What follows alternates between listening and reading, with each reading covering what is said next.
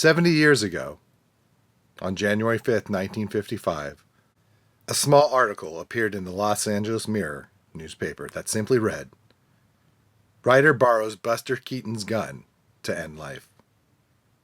It went on to say Clyde Bruckman, 60, former film director and screenwriter, borrowed a pistol from comedian Buster Keaton yesterday, and then shot himself to death in the restroom of a Santa Monica restaurant, police said.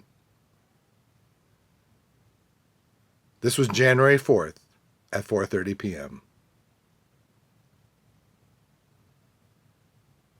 Before I discuss this tragic event, you need to understand how important Clyde Bruckman was to comedy. In 1921, Joe Schenck entered into a contract with First National for the distribution of 6 Buster Keaton comedies, with an option for another 6.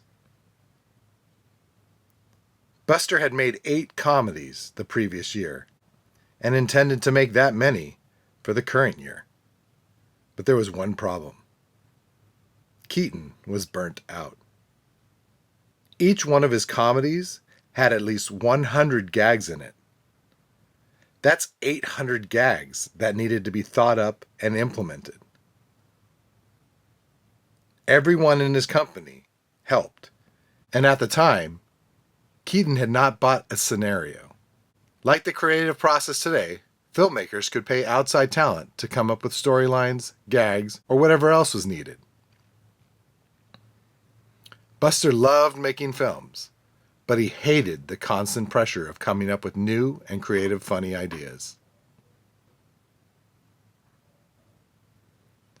A local sports writer for the Los Angeles Times and the Examiner had been working for the studio since 1919 and was with Warner Brothers writing for comedian Monty Banks.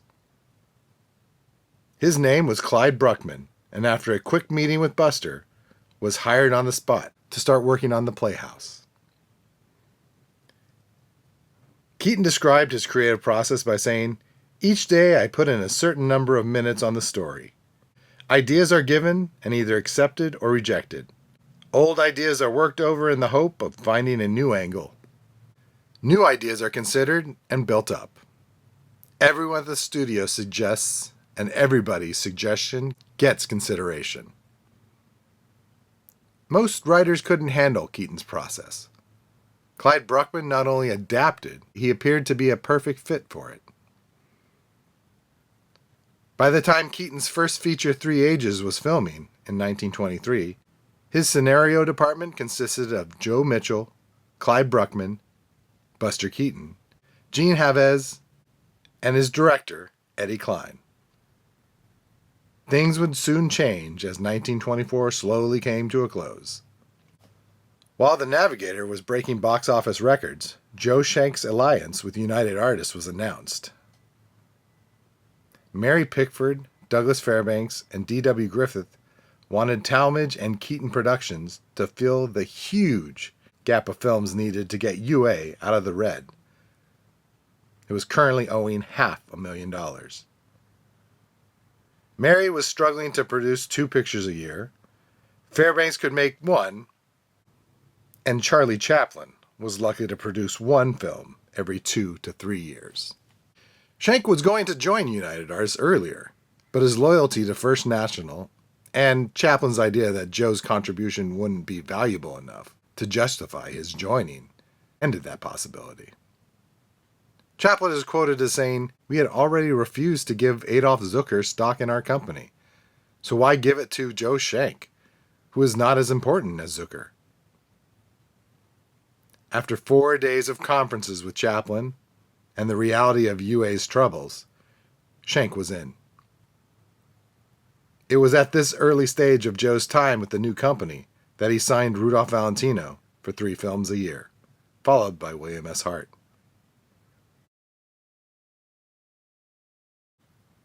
With 7 chances completed, work at Keaton Studios stopped for 2 months. Clyde Bruckman and Joe Mitchell were loaned to Max Sennett, and Gene Havez went to work on the Peter the Great films. Keaton's writing staff was a thing of the past. Gene Havez would die of a heart attack, Bruckman would work with Harold Lloyd and Mitchell to Paramount. Keaton's director, Eddie Clyde, would direct films for Mack Sennett and MGM. Even though Clyde wasn't working for Keaton, he couldn't help but bring Keaton a new idea after reading a book called The Great Locomotive Chase by William Pittenger. Keaton is quoted as saying, "Clyde Bruckman ran into this book and it was a pip." Well, it's awfully heavy focus to attempt, because when you got that much plot and story to tell, it means we're going to have a lot of film with no laughs in it. The book was nearly 500 pages, and Bruckman started tearing the book apart and created a 116-page script, which was the most complete scenario Keaton ever had to start a film. Interestingly, Marion Mack, Keaton's co-star in The General, is quoted as saying, "The script they took with us, they hardly went by at all, except just the next sequence, because they had to write the gags that weren't in it. Bruckman's script had everything about the plot, but zero comedy." Perhaps out of thanks for bringing him the idea for The General, or the fact Keaton was not fond of standing on the camera platform, he made Clyde Bruckman his co-director for the picture. Having no experience as a director, Marion Mack is quoted as saying, "Clyde didn't direct much, and was more like an assistant." This began Bruckman's career as a director, and as soon as The General was completed, he was directing Monty Banks in 1927 with the comedy Horseshoes. A natural disaster would bring Keaton and Bruckman back together again. Due to a huge amount of floods along the Mississippi River and the carnage and destruction it caused, having a flood in a Keaton comedy would create too much of a backlash. And unfortunately, a massive flood was the climax for his film Steamboat Bill Jr. So he needed Bruckman to write a new climactic ending for him. On January 26, 1928, Keaton's contract with Metro-Goldwyn-Mayer finalized, and Bruckman was right there with him, writing the cameraman.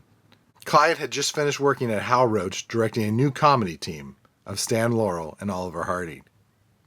It would be his next decision to rejoin Harold Lloyd's staff that would cause Bruckman's career to crash, after a jury of his peers during the 1940s found Clyde liable for plagiarism. With the breakthrough of the talking pictures, Bruckman would direct Harold Lloyd's first sound picture, Welcome Danger, creating a silent version as well, just in case. But the huge success of MGM's The Broadway Melody would usher in this new era of cinema and its audience. After completing two more of Lloyd's films, Feet First in 1930 and 1932's Movie Crazy, Clyde's last film in the role as a director would be with W.C. Fields. The 1935 picture Man on the Flying Trapeze would also list W.C. Fields as a co-director. His directing days behind him, Bruckman would work at Columbia Pictures with Jules White and the Three Stooges for the remainder of the 1930s. In fact, it would be Jules White that would bring Keaton and Bruckman back together again. Keaton was fired from MGM in 1933 and bounced around from studio to studio until White got him under contract with Columbia in 1939. Clyde would write a majority of the 10 films Keaton made for Columbia, but it would be the 3 films that he wrote for the Universal Picture Company that would damage his career forever. On April 5, 1945, the Harold Lloyd Corporation filed 3 suits in federal court asking for a total of $1,700,000 in damages from the Universal Pictures Company. In one allegation, 3 motion pictures released by Universal and written by Clyde Bruckman plagiarized 3 earlier Harold Lloyd comedies. It alleged that Universal's Her Lucky Night plagiarized Lloyd's The Freshman. Another was She Gets Her Man, infringes upon the copyright of Lloyd's picture, Welcome Danger. Finally, Universal's picture, So's Your Uncle, infringed upon Lloyd's film Movie Crazy. Welcome Danger and Movie Crazy were directed by Bruckman while working with Harold Lloyd.